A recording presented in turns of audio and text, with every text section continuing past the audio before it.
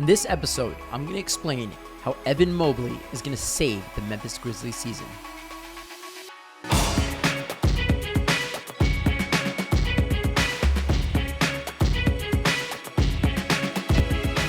The Memphis Grizzlies have gotten off to a slow start, losing their first 3 games, and it doesn't look like it's going to get easier anytime soon. They currently have 15 players on their roster, and all of them have guaranteed contracts, meaning they don't currently have room to add anyone else. But their roster is depleted with injuries and suspensions. They're going to need to find a way to get some help. Going into this season, they were already down Ja Morant, who was suspended for the first 25 games for displaying a firearm on social media for the second time in 2 months. So he won't be returning to their lineup until December 23rd versus Atlanta at the earliest, which is game 26. By then, it could already be too late. Brandon Clark originally got hurt back in March during the first quarter of a game versus Denver, where he tore his Achilles. This month, we learned that he had a second procedure done on his Achilles, but updates on his recovery have been scarce, and there's concerns around the organization that he could potentially be out for the entire season. He's currently without a timetable to return.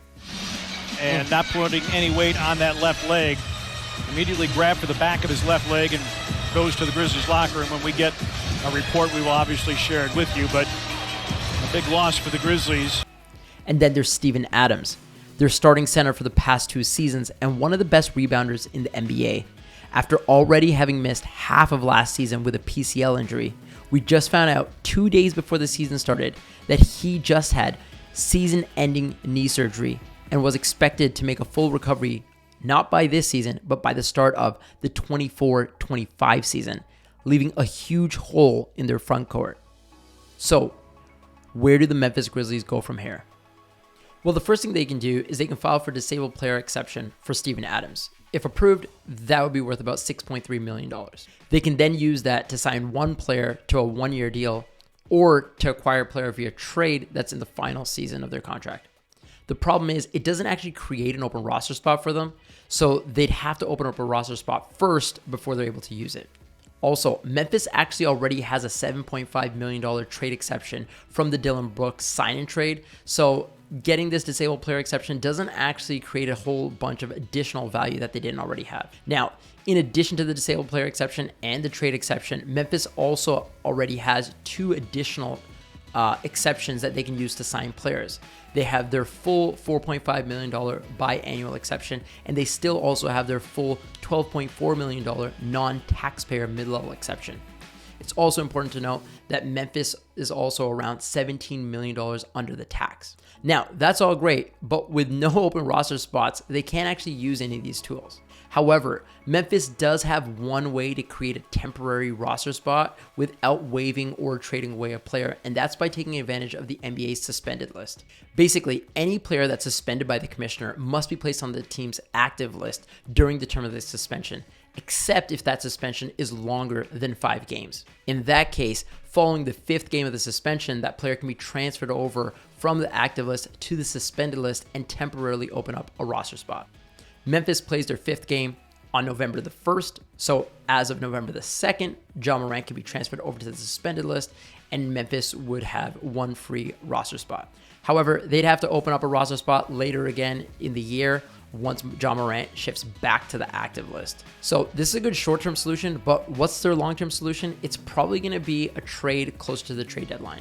Now, before we look at who they can trade for, let's take a step back and look at what Memphis has in terms of assets available to trade. So first of all, Memphis could look at moving Steven Adams. He's already out for this season. He's making $12.6 million this season. He's owed another $12.6 million next season. By sending out his salary, they can take back about $20.1 million.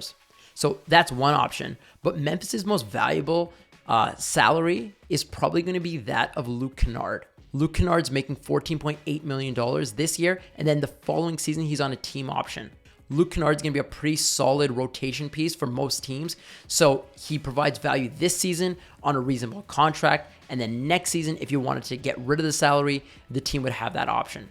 In addition to those contracts, Memphis basically owns all the first-round draft picks, so they could also look at adding the draft compensation in addition to Luke Kennard or a Steven Adams to sweeten the pot. Now, what would Memphis be looking for in order to fill the void in their front court?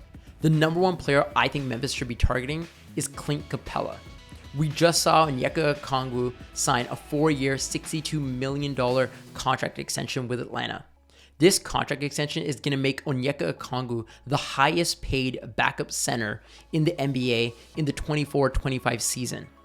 That's ignoring Jonathan Isaac's $17.4 million because only about $2.6 million of that is guaranteed. So ignoring Jonathan Isaac, Onyeka Okongwu is going to be the highest paid backup center in the league next year. Now, that's not a huge problem for Atlanta, but the real problem is that in addition to that, Atlanta is going to be pretty close to that tax line next season.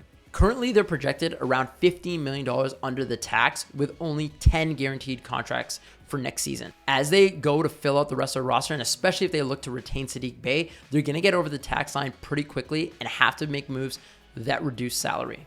And teams usually don't like to be in a position where they're significantly over the tax and then have to make moves to duck under the tax. They'd rather just not get over the tax in the first place. So if Atlanta sees enough out of Onyeka Okongwu in the early parts of this season, it may allow them to feel comfortable enough to hand over the keys of the starting center position over to Onyeka and finally trade Clint Capella. This would be a great scenario for the Memphis Grizzlies. Capella makes $20.6 million, so in order for Memphis to acquire that salary, they could just do a straight up 1-for-1 trade to Luke Kennard for Clint Capella. Now, if they wanted to trade Steven Adams instead, they would have to add a little bit of additional salary, either with Santi Aldama or Kenneth Lofton. Now, if Atlanta isn't ready to move on from Clint Capella yet, there's two other trade targets that I like for the Memphis Grizzlies. The first one is Robert Williams. Robert Williams makes $11.6 million this season, and over the next 3 seasons, he's making $37 million. Robert Williams is being reduced to a backup role behind DeAndre Ayton, and he's averaging about 21.5 minutes in the first 2 games with Portland. He was just traded from Boston to Portland in the Drew Holiday trade, and he's been reduced to a bit of a more marginal role, and I think he'd welcome a trade where a team could feature him more prominently. And then last but not least, the player that I like the most for the Memphis Grizzlies is Jarrett Allen. Jarrett Allen is making $20 million this year and $20 million per year for the next 3 years. Jarrett Allen is starting this season injured, and what that's allowed the Cleveland Cavaliers to do is see how they like the lineup with Evan Mobley as their center. They've started with 1 win and 2 losses, but Evan Mobley has looked pretty good. In his 3rd game, he's put up 33 points and 14 rebounds. Having Evan Mobley start as their center has also allowed them to spread the floor a little bit more than if Jarrett Allen was in the game. Time will tell how JB Bickerstaff feels about Evan Mobley playing the 5, but I think there could be something there. So keep an eye on how Evan Mobley performs, because if he starts dominating, I think there's could be a real chance that Jarrett Allen finds his way out of Cleveland.